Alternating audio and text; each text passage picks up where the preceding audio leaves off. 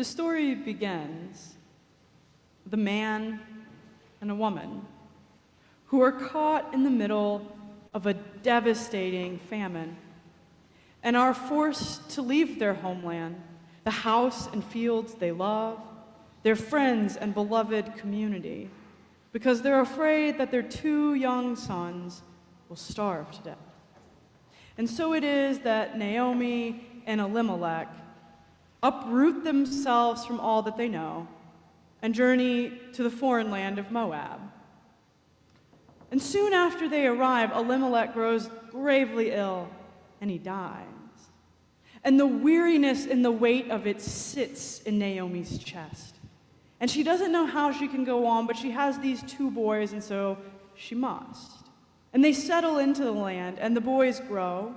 And it is with joy that Naomi greets their marriage to Moabite women.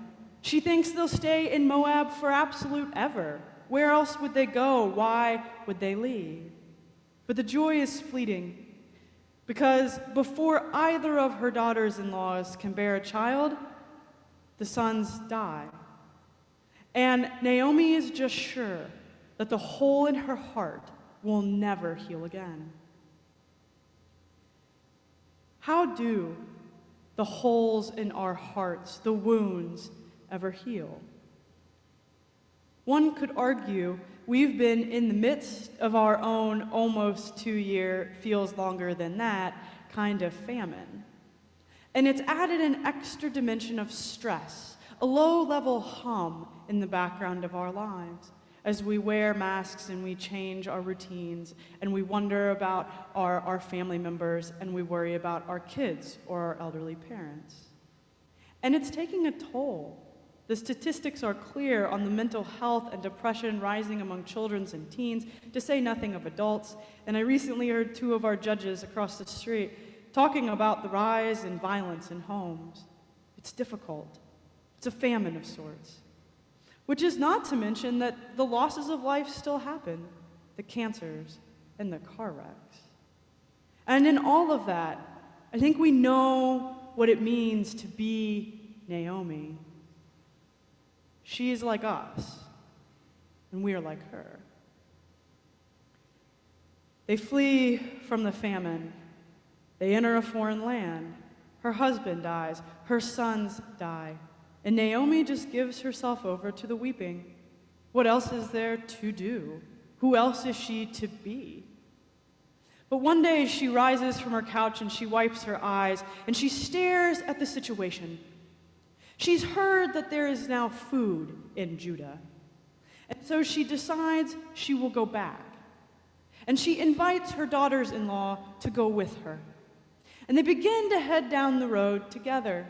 But they've not even reached the far side of town before it dawns on Naomi what she is asking of these younger women, whom she loves deeply. She's asking them to uproot their lives and all that they know. She's asking them to become the migrant she once was, which she hated. And she suddenly realizes she cannot ask it of them. And so she stops them in the middle of the road. And she begins an impassioned plea for them to stay in the land. Just stay.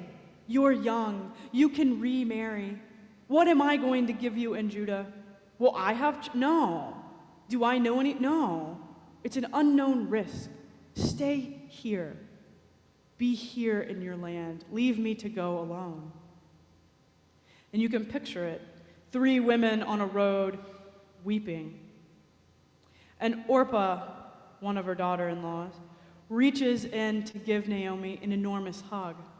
And then she pulls back and holds her shoulders, memorizing Naomi's face, memorizing her hair and the smile and the grief lines, because Orpah's not going to go.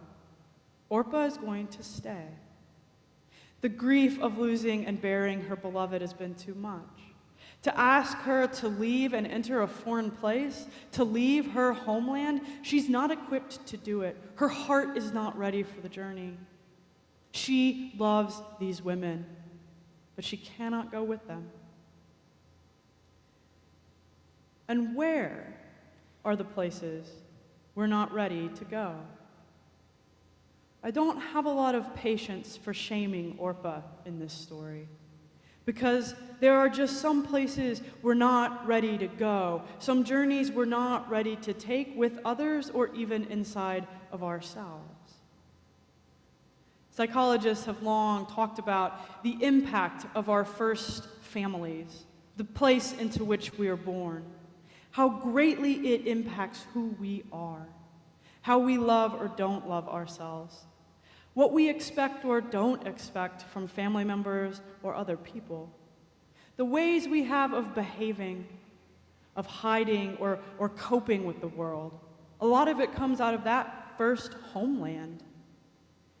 And for some of us, it will determine how we live the rest of our lives. And there's the invitation to step beyond it, but it feels like going to a foreign place. It feels like we would become migrants from ourselves, lost, alone. What would we do with all those habits of thought and behavior if they weren't ours? And we might be missing out on something more, but we're not ready for the journey. Orpah, it's not shameful. She simply isn't ready. Her heart is not in the place. It's been broken too many times. And perhaps we know what that's like. Perhaps each of us has been like Orpah, that she's like us, and we're a lot like her. But Ruth clings to Naomi. And she looks at Naomi in the eye with all the kind of fieriness that brooks no argument. And she says to her, "Do not press me any further. Where you go, I'll go.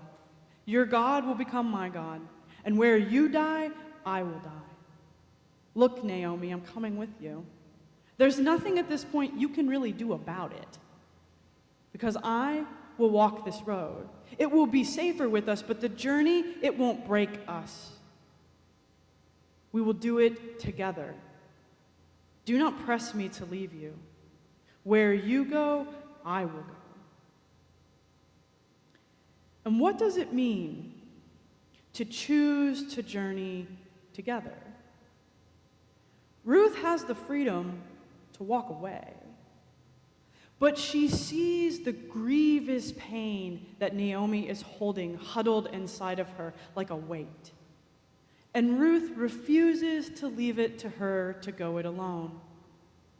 Ruth looks at her and willingly says, "No, I will go with you, because our grief really is shared." And Ruth doesn't worry about having the right words. She doesn't try to find some kind of answer that doesn't exist. She offers who she is. She offers her presence. She offers to walk with Naomi.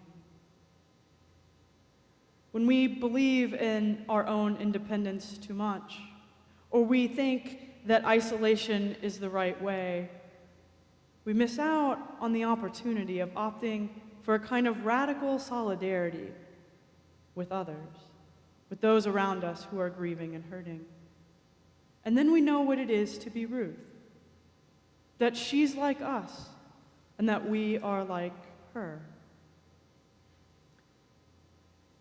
Naomi returns the gaze of Ruth and sees in her strong daughter-in-law's eyes the burning fierceness of love, and she offers no rebuttal. She makes no argument.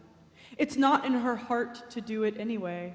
It's too broken, and the offer feels too good. It's a relief to know she won't go by herself. And Ruth extends her hand, and Naomi hesitates for a second because part of her thinks it's so selfish. She should be strong enough to do it by herself. But the other part of her is so relieved and overjoyed that Ruth will go with her. And so she takes Ruth's hand and squeezes it. And there's a moment, and then they begin to walk the road together, that they will journey to the next place. The future isn't known, but they don't face it alone. They don't have an answer, but they will be in it together. And with whom will we walk? Naomi accepts the presence of Ruth. She drops whatever pride she has, whatever sense of independence, whatever sense that strength means going it alone, to let Ruth pick up part of the burden. Because we were never meant to go it alone. God, in that primordial garden, makes sure every creature has another like it. And Jesus, he never sends people out by themselves. They always go in pairs. And let us not forget the core of it all, that God, in God's very being, is a trinity of persons. Strength isn't going it alone. Strength is learning to accept the hand that's offered, to rediscover that love isn't a solo game, that when our hearts are broken, there is gift in someone pulling beside us, offering us the invitation to not be by ourselves, to have someone else walking the road with us. This Hebrew book of our Bible is named Ruth, but there is no story here without Naomi. It's a story about two people walking the journey, the tangible griefs, the tangible joys, the intangible figuring out of the past and journeying into the future. And when we decide to do that for one another, then we are like Ruth and we are like Naomi. They are like us, and we are like them.